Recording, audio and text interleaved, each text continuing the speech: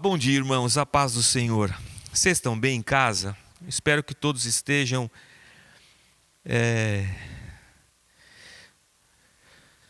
suportando esses dias. Muito bem.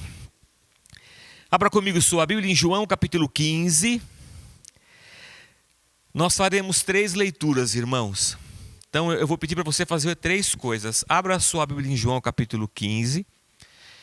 Nós vamos ler o finalzinho do capítulo 15 e o início do capítulo 16. É uma leitura na sequência. E depois nós leremos João capítulo 14. Eu sei que está complicado, mas tudo bem. Então, se eu fosse você, abriria a sua Bíblia em João capítulo 14. Deixa o dedo lá, já deixa o dedo guardando. Vai ser João 14, 16. Tá bom? Guardou João 14, 16? Marcou com o dedo? Então agora vamos para João 15, 26, onde iniciaremos a leitura. Já está? Não precisa nem abrir sua Bíblia, irmão. Vai aparecer na sua tela. É bem mais fácil. Não precisa marcar nada, sem estresse. João 15, 26. Quando vier o conselheiro que eu enviarei a vocês da parte do Pai, o Espírito da verdade que provém do Pai, ele testemunhará a meu respeito. E vocês também testemunharão, pois estão comigo desde o princípio. Eu lhes tenho dito tudo isso para que vocês não venham a tropeçar. Vocês serão expulsos das sinagogas. De fato, virá o tempo quando quem os matar pensará que está prestando um culto a Deus. Ajuda a Evelyn. Aí, agora surgiu.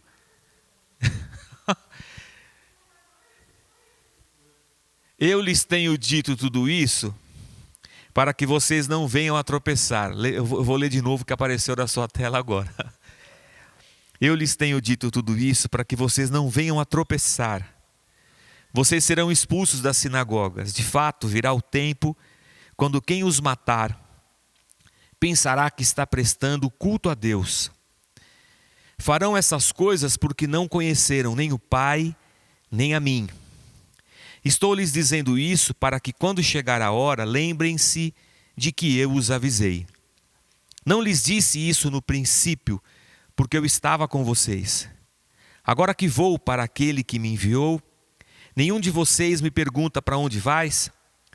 Porque falei estas coisas, o coração de vocês encheu-se de tristeza. Mas eu lhes afirmo que é para o bem de vocês que eu vou. Se eu não for, o conselheiro não virá para vocês. Mas se eu for, eu o enviarei. E eu pedirei ao Pai, e ele lhes dará outro conselheiro, para estar com vocês para sempre, o Espírito da verdade. O mundo não pôde recebê-lo, porque não o vê, nem o conhece. Mas vocês o conhecem, pois ele vive com vocês e estará em vocês. Não os deixarei órfãos, voltarei para vocês. Senhor, nós te agradecemos pela tua palavra e te pedimos, ó Deus, fala conosco, fala ao nosso coração, nos ensina, nos exorta, nos conforta. Nessa manhã em que nos assentaremos à mesa, celebrando a comunhão do corpo de Cristo, teu Filho, nós te rendemos graças, Pai. E que no lar de cada um dos nossos amados que estão conectados conosco, a tua presença se mostre viva e verdadeira. E na comunhão do corpo de Cristo, no partir do pão e no cálice, sejamos todos nós abençoados. É o que oramos agradecidos, em nome de Jesus. Amém. Muito bem. Começo essa manhã, irmãos, pedindo que a nossa cabeça continue na imagem da videira. Esse assunto continua. Jesus continua conversando com os discípulos. A ideia de que os discípulos devem permanecer em Cristo numa união mística está na mente deles.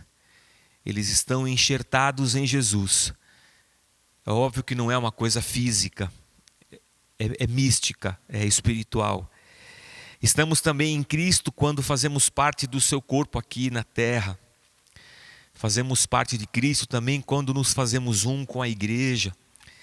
E Jesus está passando essa ideia para os discípulos: vocês devem permanecer ligados a mim. Mas Jesus não está descrevendo para os discípulos uma fórmula do sucesso na vida. Um dia desse uma pessoa perguntou para mim, eu acho que até já comentei com vocês, se eu tinha descoberto a fórmula da felicidade. Eu achei engraçado porque ontem, conversando com um amigo, a gente estava em um grupo conversando pela internet, pelo Zoom, e aí um outro perguntou assim para esse: e aí, você está feliz? E ele respondeu assim: não dá para ser feliz nesse mundo. Aí até falou: o Jorge nunca me disse isso, devia ter dito para mim antes, mas nesse mundo não dá para ser feliz. A gente está sempre atrás de uma fórmula, a fórmula da felicidade, a fórmula do sucesso, a fórmula disso ou daquilo, do amor, da família, seja lá o que for. E o que Jesus está falando com os discípulos não é de uma fórmula religiosa. Jesus está falando de uma vida, de um relacionamento, de uma condição essencial para a caminhada do discípulo, que é estar em Jesus Cristo, estar nele, recebendo dele a vida e todas as coisas. Não é uma fórmula, é um caminhar, sabe? Jesus não deixou para a gente uma série de fórmulas ou de regras. Ele só nos convida a tomarmos a nossa cruz e o seguirmos. Então há uma caminhada de vida da qual eu e você não podemos fugir. E nessa caminhada de relacionamento com Cristo é que Deus vai se movendo e se manifestando na vida da gente. É nessa caminhada de relacionamento que nós aprendemos e nós o amamos. E porque o amamos, obedecemos. E nessa relação de amor, obediência, Cristo, no texto em que nós lemos, promete aos discípulos que enviaria um outro conselheiro. E que ele deveria ir para que esse outro conselheiro viesse na direção dos discípulos. O que Jesus está dizendo é que nós temos que permanecer nele, Jesus Cristo, que ele com sua morte, ressurreição e ascensão aos céus, enviaria o Espírito Santo, e esse Espírito Santo seria Deus em nós. Se os discípulos desfrutavam da presença de Deus no meio deles, através de Cristo, e são essas as palavras de João, que ele é o Deus encarnado. Lá em João capítulo 1 fala: vimos a sua glória como glória do unigênito do Pai. Jesus era Deus tabernaculado no meio do povo ali na Judéia do primeiro século. Agora é o Espírito Santo quem está em nós. Nós em Cristo, Cristo em Deus. Mas esse texto chama a nossa atenção e eu quero começar uma exposição de 3 tópicos. Começar pelas palavras de alerta de Jesus Cristo, porque ele fala de um perigo aos discípulos. Logo lá no texto que nós lemos, eu estou falando isso para vocês em João 16:1. Tenho dito essas coisas para que vocês não venham a tropeçar. Sabe, irmãos, a gente sempre pensa em muitos perigos nessa vida, e temos muitos perigos nessa vida. Nós também carregamos muitos medos nessa vida. Tem gente que tem medo da velhice, de ficar velho. Tem gente que tem medo da morte. Tem gente que tem medo de ficar sozinho. Tem gente que tem medo do desemprego, da falta de dinheiro, da doença. São muitos os medos que nos cercam. E Jesus está dizendo de um perigo para os discípulos que não era a morte ou qualquer coisa que talvez estivesse na cabeça deles. Jesus disse: eu estou dizendo isso para vocês para que vocês não venham a tropeçar. A impressão que eu tenho, lendo esse texto, é que o perigo real naquele momento e na caminhada de um discípulo é o tropeço. No grego a palavra é escandalizo, de onde vem a nossa no português, escandalizar, que é levar alguém a deixar de crer, levar alguém a abandonar a fé.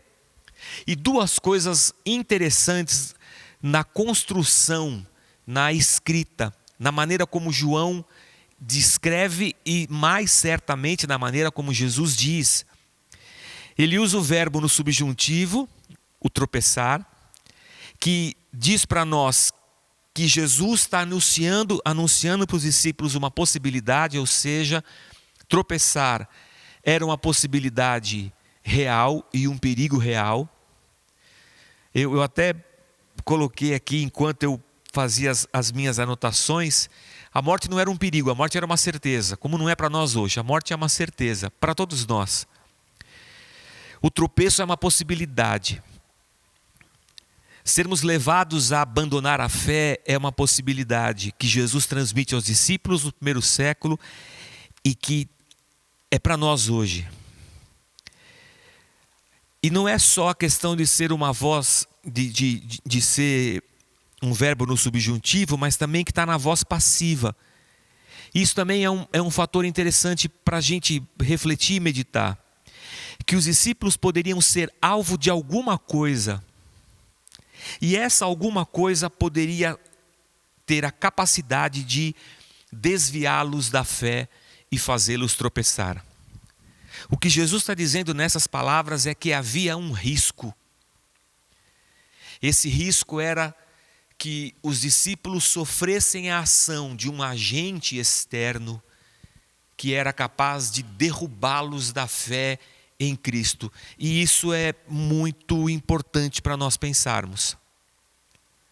Porque o que poderia roubar aqueles discípulos não eram as circunstâncias da vida.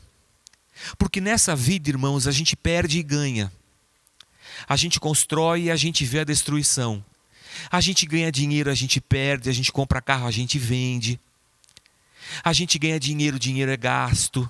Essa é uma vida de vai e vem. Mas não é disso que Jesus está falando. Não é de ficarmos doentes ou não. O que Jesus está falando é que os discípulos poderiam ser afligidos por alguma coisa que os desligasse de Cristo e os derrubasse da fé. E isso é sério.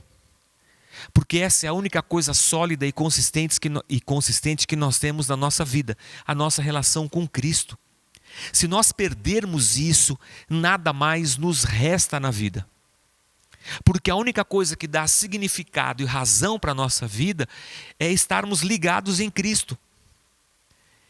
E quando eu estava pensando nisso, irmãos, eu fiquei pensando no triunfalismo evangélico que nós vivemos nesses dias. Essa sensação evangélica de que nada vai dar errado na vida do crente. Essa falsa sensação de poder que às vezes a igreja nos ensina, de que nós vamos dar certo na vida, de que nada poderá nos deter, que 1000 cairão a um lado, 10.000 do outro lado. Essa sensação que com 5 pedras como Davi eu vou derrubar qualquer gigante nessa vida.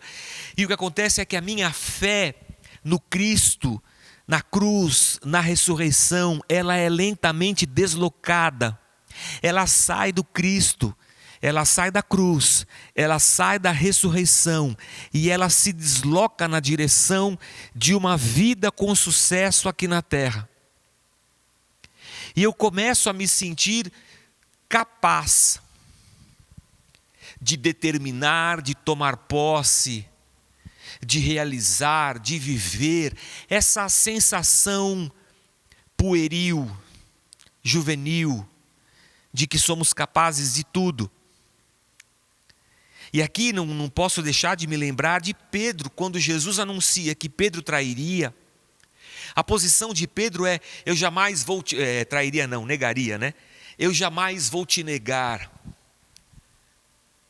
É essa confiança por demais em nós mesmos. Achamos que vamos vencer, que somos capazes, mas o alerta de Cristo já antes era: cuidado, quem está de pé, cuidado que não caia. Eu não estou falando da luta da vida, sabe? De batalhar, de acreditar, de ir para cima, dessa coisa da vida em si. Eu estou falando da nossa fé em Cristo, do que nos sustenta como cristãos. Por quê? Porque quando colocamos muita fé em nós mesmos e tiramos o foco da fé no Cristo e colocamos o foco da fé nas coisas e nessa capacidade humana de conquistar, e as coisas dão errado, o que se abala em nós é a nossa confiança no Cristo. Engraçado, né? Eu tiro a fé nele, coloco a fé em outras coisas dão errado, e ele lá na ponta é quem paga a conta. E Jesus está dizendo: cuidado. Se Jesus estava dizendo para eles que isso era uma possibilidade, isso é uma possibilidade para nós também hoje.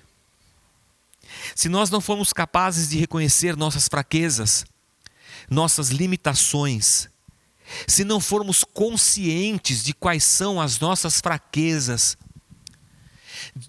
da inclinação da nossa carne ao pecado, se não formos conscientes ao ponto de apresentá-las a Deus, de confessá-las, de sujeitá-las à ação do Espírito Santo para que sejamos fortalecidos, quando nós cairmos no dia da adversidade, quando nós passarmos pela adversidade, quando nós passarmos pelo deserto, nós vamos sucumbir. Então Cristo está dizendo para os discípulos: há um perigo. Olha, Cristo ia ser preso, morto, e não é disso que ele está falando.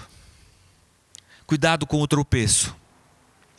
Cuidado, porque nessa vida há situações que podem nos derrubar da nossa fé em Jesus Cristo. Depois que Jesus fala sobre o perigo deles virem a tropeçar, Jesus diz: vocês serão expulsos das sinagogas. Ou seja, aqueles discípulos iam viver dias difíceis no exercício da religião deles e da propagação do evangelho. Tão difícil que Jesus diz assim no capítulo 16, do versículo 2: a morte de vocês, para muitas pessoas, será como um culto a Deus. Gente do céu, olha o que Jesus está dizendo. Eu olho para isso aqui e me parece uma loucura. Mas como assim? Matar discípulos vai ser considerado como um culto a Deus só numa cegueira religiosa muito grande. E muitos deles foram mortos, perseguidos tanto por judeus quanto por romanos. Mas aí eu parei um pouquinho, e enquanto eu escrevia isso aqui, eu fiquei pensando na vida, sabe? Pensando em nós, na nossa caminhada como cristãos. Fiquei pensando na minha própria caminhada como um cristão, e eu pensei: meu Deus, a gente vive isso ainda. Pessoas são mortas, e isso é tratado como culto a Deus. Eu não estou dizendo que isso é perseguição, eu estou dizendo que isso acontece dentro das nossas igrejas, entre nós cristãos. Pessoas são cortadas dos relacionamentos comunitários. Pessoas são ignoradas, jogadas no ostracismo, difamadas, só porque saíram dessa igreja e se mudaram para essa igreja. Só porque saíram dessa denominação e mudaram para essa denominação. É engraçado isso, é triste. Não é engraçado, é triste. O ódio no coração do homem, Jesus diz lá no Sermão do Monte, que é a mesma coisa que o homicídio. O pecado do homicídio não está só no puxar o gatilho, ou no colocar a faca, ou o joelho sobre o pescoço. O pecado do homicídio está no coração do homem. E se o homem odiar o outro, já é digno de culpa. Que coisa incrível!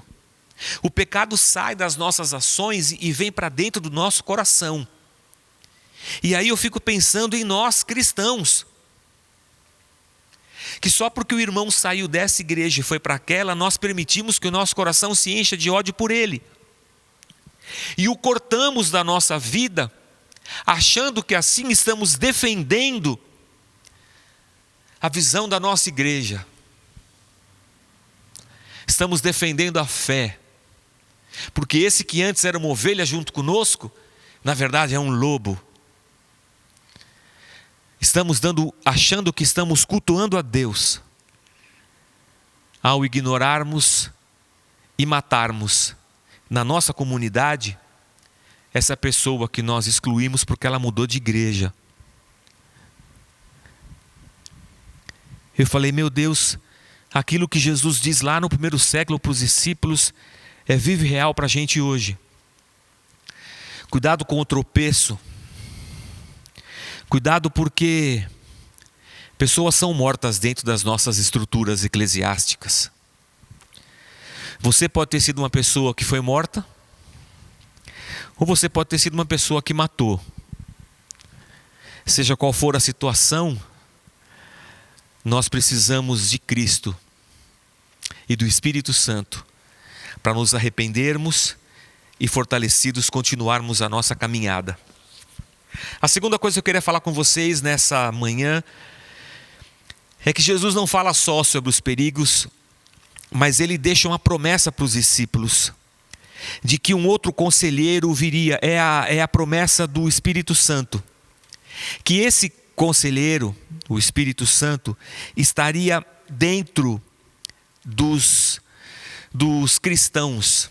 Seria uma voz interna, seria Deus dentro deles, falando, ensinando, iluminando, fortalecendo, auxiliando, ajudando. E Jesus chama-o de o Espírito da verdade. E na verdade, irmãos, o Espírito é uma pessoa da Trindade Santa. Deus Pai, Deus Filho, Deus Espírito. Enquanto Jesus estava com os discípulos, Deus estava ali com eles, na pessoa de Jesus. Mas chegaria o tempo, após Jesus ser glorificado, que ele pediria a Deus, e uma outra pessoa da Santíssima Trindade estaria com os discípulos, um outro conselheiro. Em algumas versões, um outro consolador. O campo semântico dessa palavra é bastante grande. Conselheiro, consolador, auxiliador, advogado, todas essas palavras estão dentro do campo semântico do Espírito Santo. É isso que Jesus está dizendo para os discípulos. Mas ele fala que é um outro, e é uma característica interessante aqui no texto. É um outro da mesma espécie. Essa é a palavra que Jesus usa lá no original.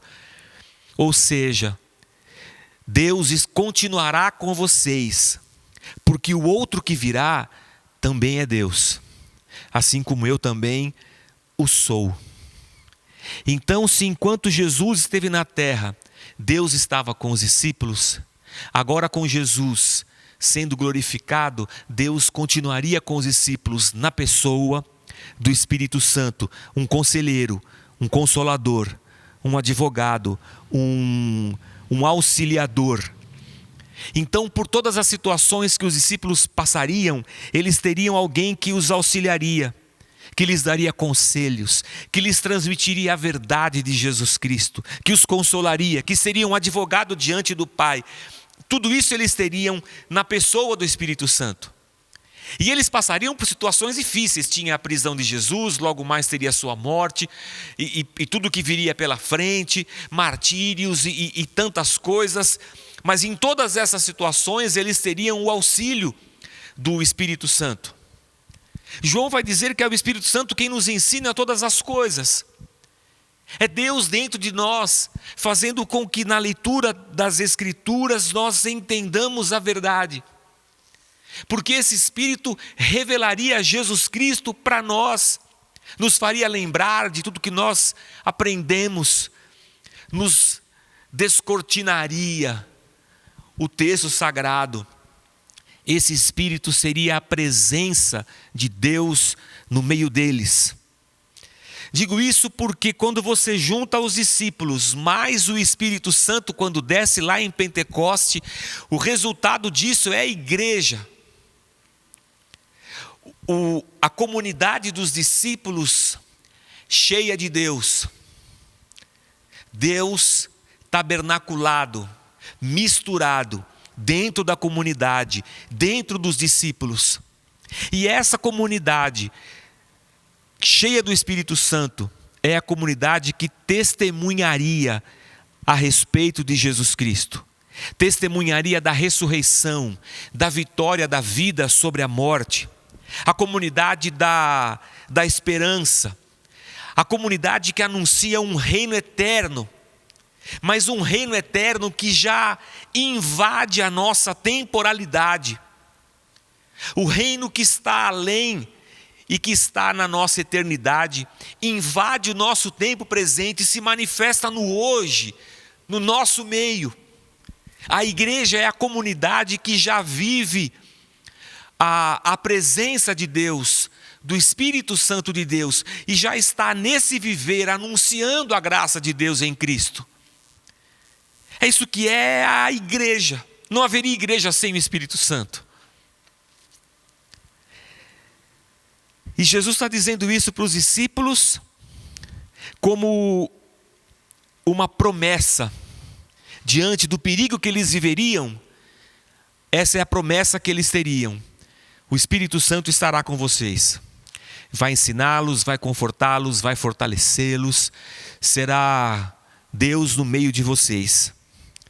E por fim, em meio à tristeza que há no coração dos discípulos, e o texto diz que eles estão tristes, por fim vem o consolo, e Jesus diz: se eu não for, ele não virá.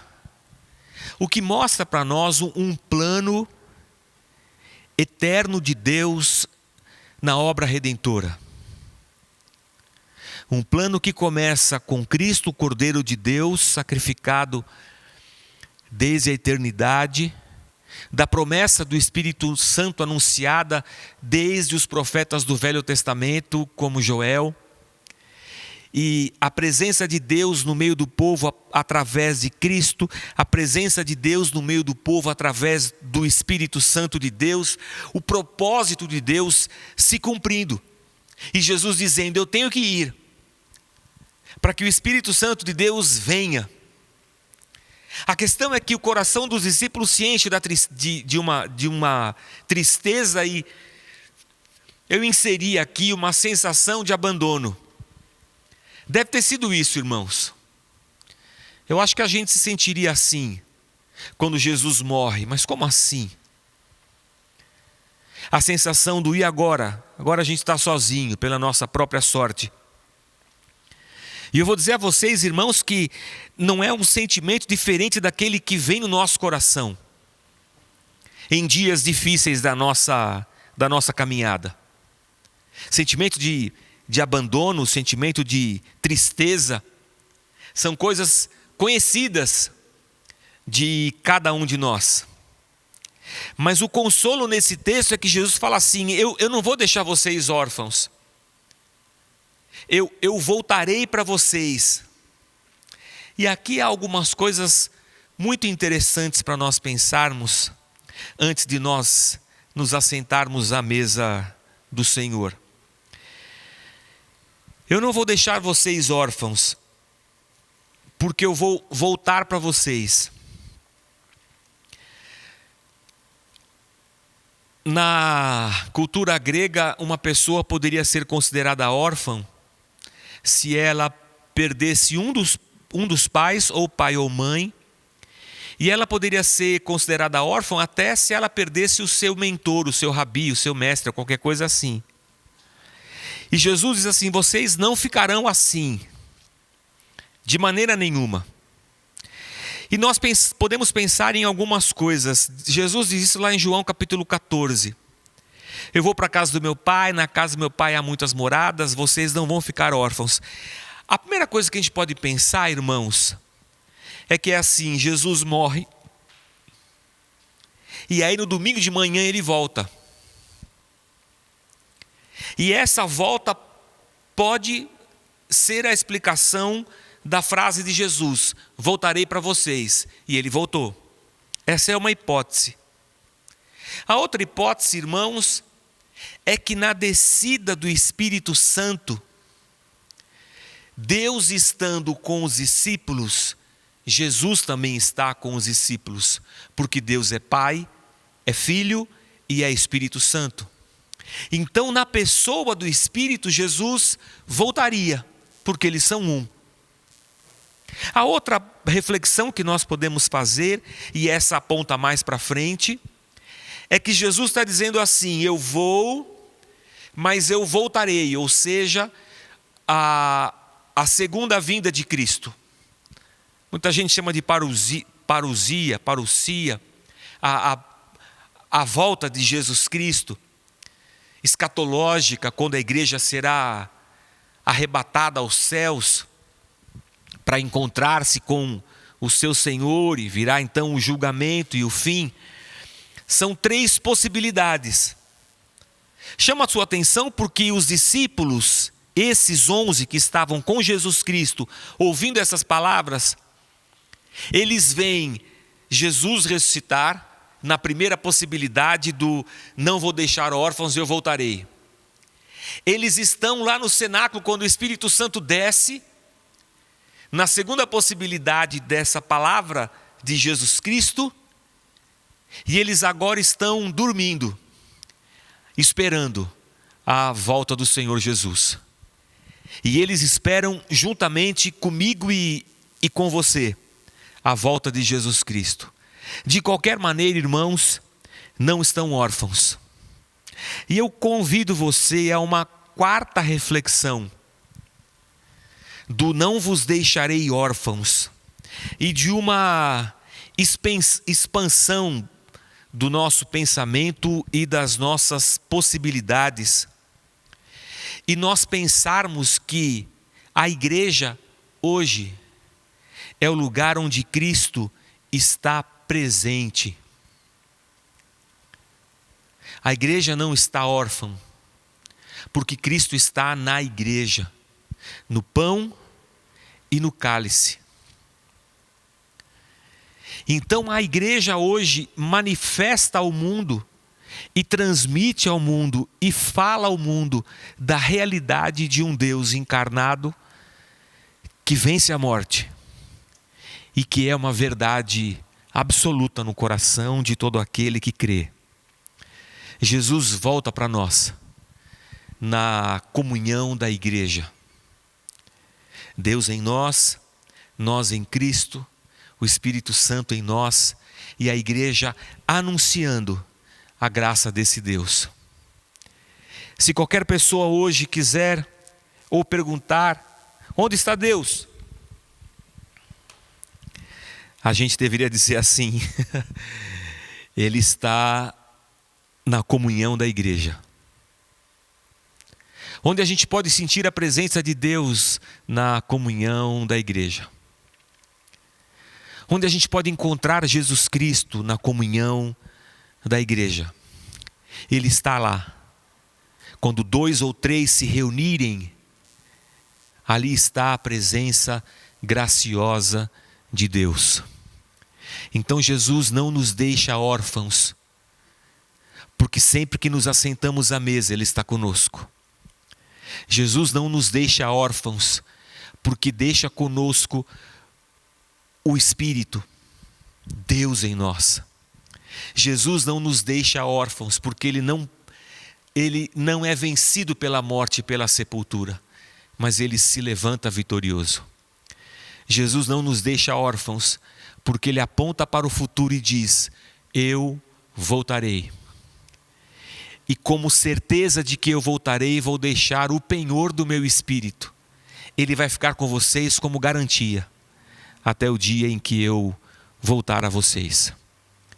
Então olhe para os nossos dias, olho para a mesa, olho para o pão e penso assim: que bom que nós temos a Jesus. Não estamos imunes ao tropeço. Precisamos reconhecer nossas fraquezas, limitações. Não somos as pessoas mais poderosas da terra, não somos super-heróis. Não determinamos e as coisas acontecem, não temos esse poder. Não temos o controle remoto da vida nas nossas mãos. Sim, somos frágeis.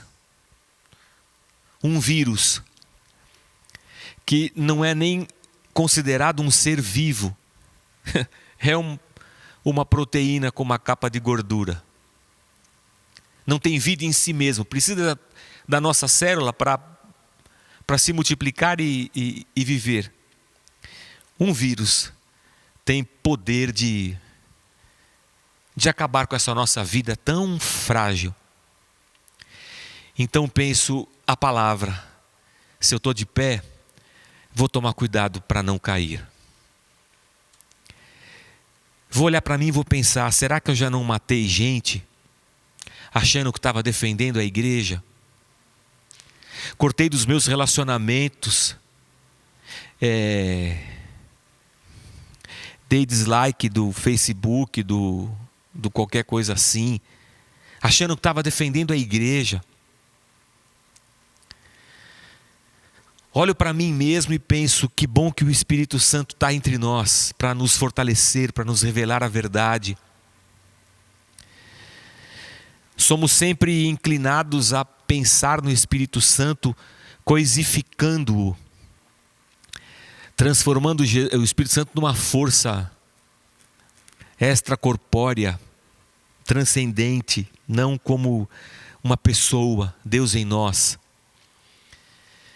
Que o nosso coração hoje se abra ao consolo de Deus, ao alerta de Cristo e à esperança da promessa. E assentados à mesa, comamos o pão, bebamos o cálice e cumpramos a nossa missão de sermos a presença de Deus no meio da terra. E assim anunciemos a graça, o amor, a misericórdia, o perdão, a vida, tudo aquilo que está em Deus e em Cristo, e graciosamente nos foi dado como igreja. Vamos orar? Pai, nós te louvamos, Senhor. O Senhor não nos deixou órfãos, mas Cristo se faz presente na igreja, na comunhão do pão, na comunhão do cálice. Cristo se faz presente em nós na manifestação viva do Espírito Santo. Cristo é a nossa esperança, Deus. A esperança que temos de um dia nos encontrarmos com Ele nas nuvens. A esperança que temos na vinda de Jesus Cristo, na volta do nosso Senhor para resgatar a sua igreja. Te louvamos, ó Deus, pelo consolo, pelo conforto, pela presença iluminadora do Espírito Santo no coração de cada um de nós. E te pedimos, Deus, faz da nossa comunidade um lugar da presença viva de Jesus Cristo, da presença do Teu Espírito Santo, que a graça salvadora que está em Cristo Jesus esteja nas nossas palavras, nas nossas ações, do nosso amor. Que sejamos nós, a igreja, uma testemunha viva de que a vida venceu a morte, de que há uma esperança em Jesus Cristo. Que nós, a igreja, sejamos, Deus, uma sinalizadora do Teu reino eterno, já se manifestando na nossa temporalidade da vida, no aqui e no agora. Ajuda-nos, Pai, como igreja, ajuda-nos como indivíduos. Perdoa, Senhor, o nosso pecado, a dureza do nosso coração. Perdoa, Senhor, se nos achamos muito fortes às vezes. E mesmo com palavras, Senhor, dissemos: isso eu nunca vou fazer, aquilo eu nunca vou fazer. Julgamos os outros, pensamos nos outros como mais fracos e achamos que somos fortes Senhor, nos perdoa. Que o alerta de Cristo esteja vivo aos nossos ouvidos todos os dias. E estejamos sempre prontos, Senhor, a tratar das nossas fraquezas, das nossas vulnerabilidades, expondo-as à ação curadora do Teu Espírito Santo, Senhor. E assim sermos fortalecidos não em nós, mas nele. E que no partir do pão e no compartilhar do cálice nesta manhã, experimentemos a comunhão, Senhor, entre nós, igreja, e a comunhão entre nós, igreja, e o Senhor, e o Teu Filho Jesus Cristo, e o Teu Espírito Santo. Nos abençoa, Pai, é o que oramos agradecidos em nome de Jesus. Amém.